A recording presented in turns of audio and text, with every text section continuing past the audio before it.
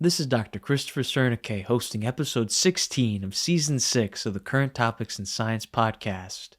This podcast will address breaking scientific news in light of the origins debate and host interviews with scientists. Today we'll be covering the complex components of the hawkmoth as evidence for the scientific theory of intelligent design. This podcast is available on the following platforms: iTunes, Audible, Google Podcasts, Spotify, and iHeartRadio. Video recordings of the podcast will be uploaded to YouTube.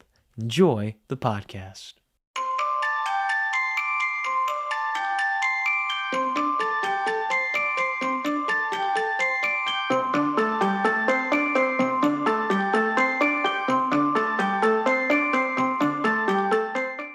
Have you ever been in the midst of an emergency? I know I sure was a few years ago when I met two amazing people named Jared and Jade when they helped me to save a hummingbird's life. Long story short, I am an avid cyclist, and I found the hummingbird in a Target parking lot. He was dodging cars, disoriented, and down on his luck. I had asked several people for help at the store and connected with Jared and Jade, two members of a Florida Birds wildlife community. They took that sweet little hummingbird to a vet, and he was able to make a full recovery. That sweet hummingbird is not the only creature I encountered while I was out cycling. I also met another creature, an astounding creature, the Hummingbird Hawkmoth. It whirled around my head in a flash and had stopped at my neighbor's flower bed.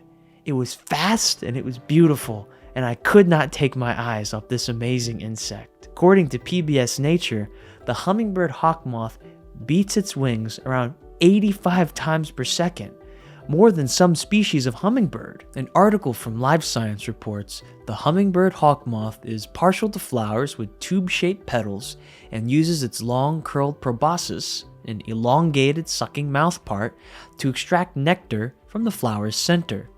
Its proboscis is almost as long as its entire body and is kept curled up when not in use. How on earth did this amazing creature come to exist? That same article from Live Science cites the Hummingbird Hawkmoth as a striking example of convergent evolution. In a separate article, they define convergent evolution as follows. Convergent evolution is when different organisms independently evolve similar traits.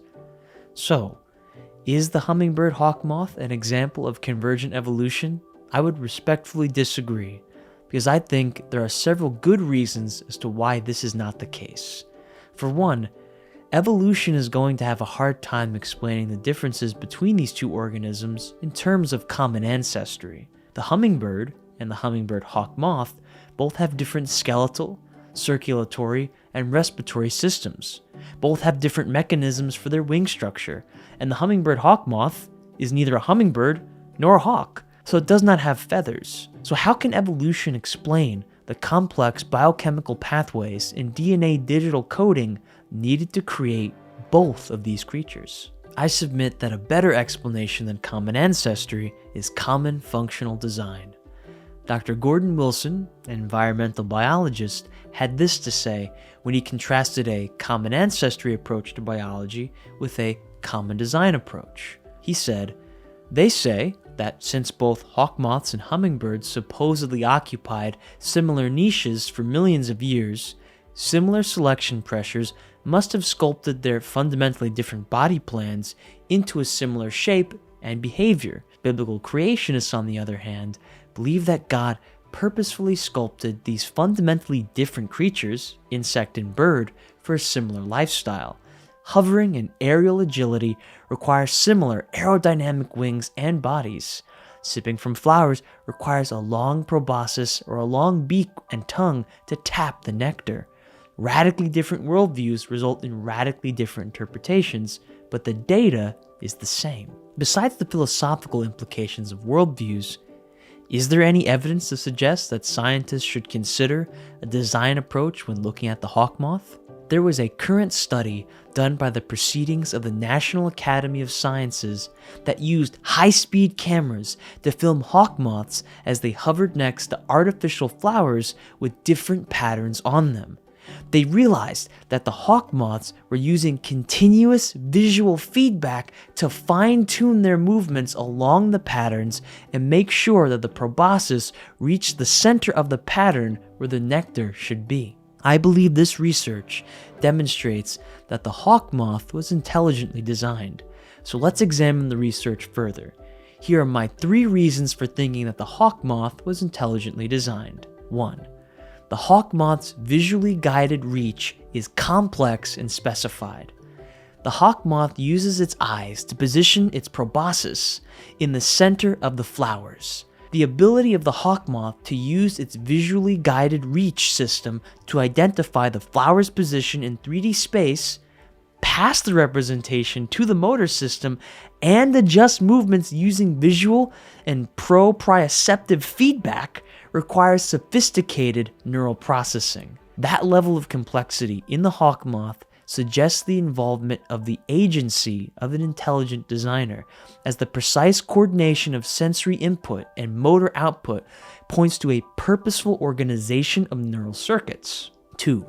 The hawkmoth's proboscis is finely tuned. The hawkmoth's proboscis is about the length of the hawkmoth itself and is kept wound up until it's used to extract nectar from flowers. The hawkmoth's incredible ability to adjust appendage movements in response to visual feedback reflects a design-based approach to motor control, where sensory information is actively used to optimize behavior.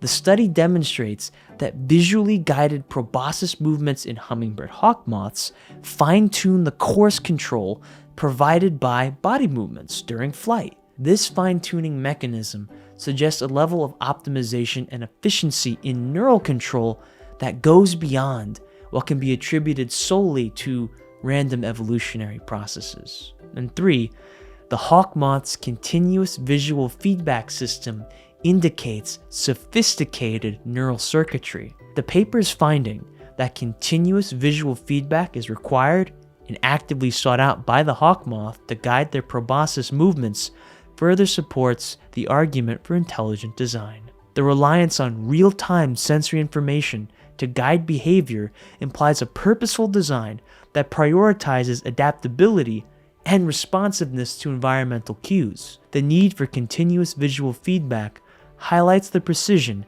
and sophistication of the neural mechanisms underlying visually guided reaching in hawkmoths that use these complex neural circuits to make sure their proboscis reach the nectar. Even though the hummingbird hawkmoth is not a bird, I think that the hawkmoth and ourselves would do well to take comfort in the promise of God in Luke's gospel. Jesus said, "Are not 5 sparrows sold for 2 farthings? And not one of them is forgotten before God, but even the very hairs of your head are all numbered. Fear not, therefore, ye are of more value than many sparrows." Hummingbirds, hawks, hummingbird hawkmoths, and sparrows are all amazing creatures.